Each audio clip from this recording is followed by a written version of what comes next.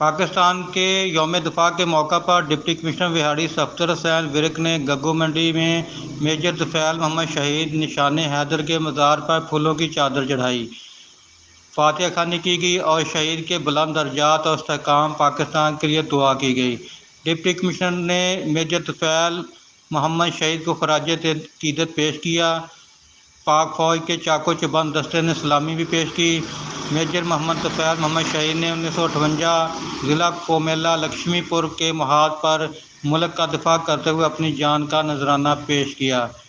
Deputy commissioner نے کہا کہ پاک فوج نے ہمیشہ دشمن کے بزدلانہ حملے کو شجاعت اور جواں مردی سے ناکام بنایا ہے۔ ہمیں اپنے شہداء پر فخر ہے۔ ہم اپنے شہداء کی لازوال قربانیوں کو ہمیشہ یاد رکھیں گے۔ میجر طفیل محمد شہید نشان حیدر کے مزار پر ڈیو کمانڈر اوقاڑا جنرل تبسم حبیب نے پھولوں کی چادر چڑھائی۔ میجر طفیل محمد شہید کے مزار پر 13 پنجاب ریجیمنٹ نے سلامی پیش کی۔ میجر طفیل محمد شہید کے مزار پر علاقہ کی کثیر تعداد نے شرکت کی۔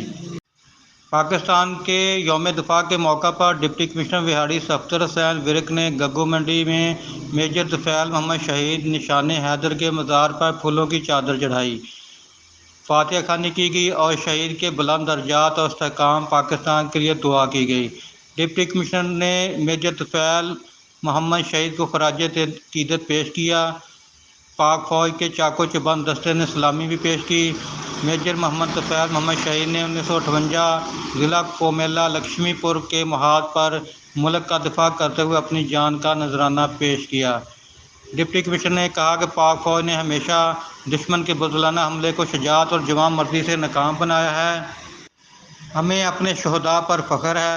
ہم اپنے شہداء کی لازوال قربانیوں کو ہمیشہ یاد رکھیں گے۔